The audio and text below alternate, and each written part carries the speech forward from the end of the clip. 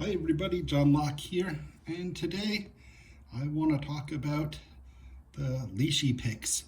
And so, yeah, LPL put out a video, everybody's seen it, and of course he talks about, the Lishi pick as a good tool for beginners, replacing thousands of hours worth of practice and everything. And I wanted to talk about that and whether I thought Lishi was worthwhile and if it's any good. And one thing I also noticed is every time I read anything about the Lishi tool, it always says something like, I even pick spool pins. And that's interesting to me.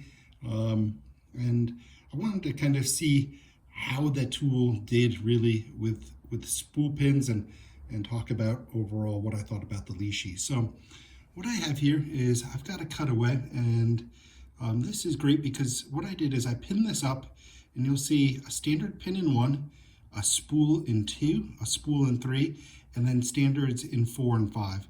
And so I think with this view, you can kind of see the Lishi in action and what's going on with the pins. So let me clamp this up, and we'll get an idea.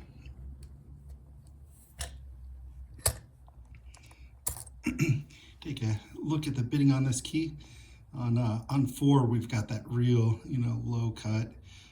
So that's the only little tricky part here. I've got a Lishi SC1.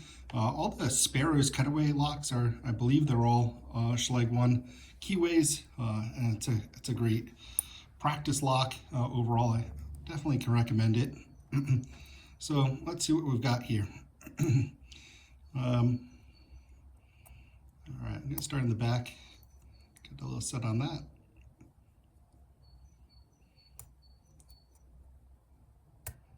Three, 1. Okay, so I've got counter rotation, and this is where I have a problem with the Lishi tool. Is right now I cannot tell the difference in the tool between a set pin, a binding pin, and anything that is a spool. I just don't feel counter rotation when I'm here. I just think the way that the whole lock is made, I can't feel it. So I'm putting almost no tension on it, but I'm getting no feedback. No, when I pick it, I can tell that all day long. Here, I can do it, I can set it, but I can't get the feel for that. So to me, anything with spool pins, I've overset pin 4 there. Anyway, let me quickly go get this. With the cutaway, it's pretty straightforward. You know what's going on in the lock. But there's nothing really, magical about it. I just don't think it makes it really all that much easier.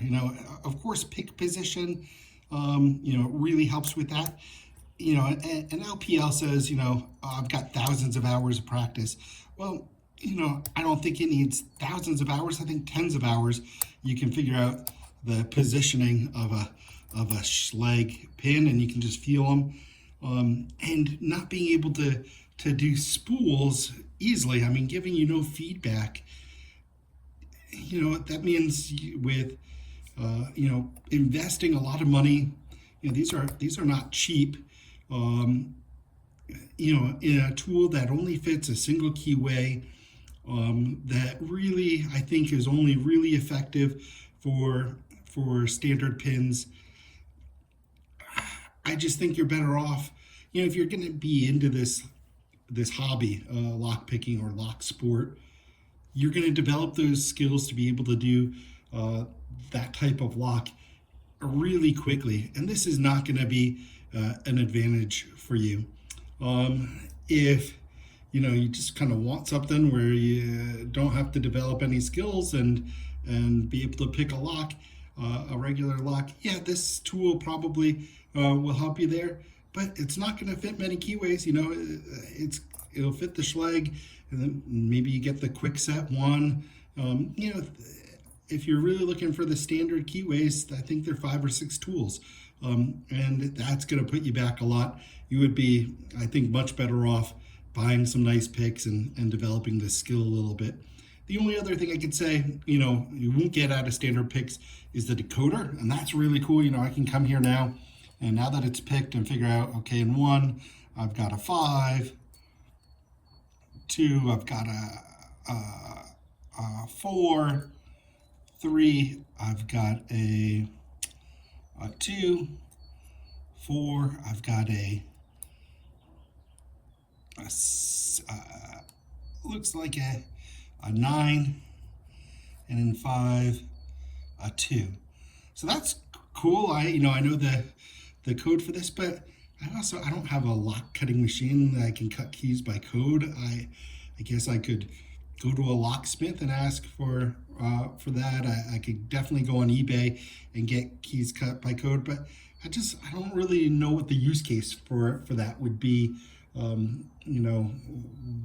Why the decoding would be so necessary to that many of us. So it is a cool feature. I really like that. I think it's neat that you can decode, but again, I just don't know what the use case for that for your beginner is. So I really like the tool in terms of the idea, and I think these are really nicely made. So I have no problem with the quality of the craftsmanship or anything like that, but they're just expensive, and I don't really think that they're the best use of money for anybody that wants to get into lockpicking. So that's just my 2 cents. I know LPL sold out instantly on his website when he did it, and I think that he gave an honest review of the tool and didn't misrepresent anything about it. But I'm not so, it's so hard when you're to be completely 100% objective when you also have a financial stake in something. And here, it's hard for me to say that me really having no stake in if anybody likes or dislikes or buys or doesn't buy this tool. I think it's pretty easy for me to say that I would recommend going in a different direction.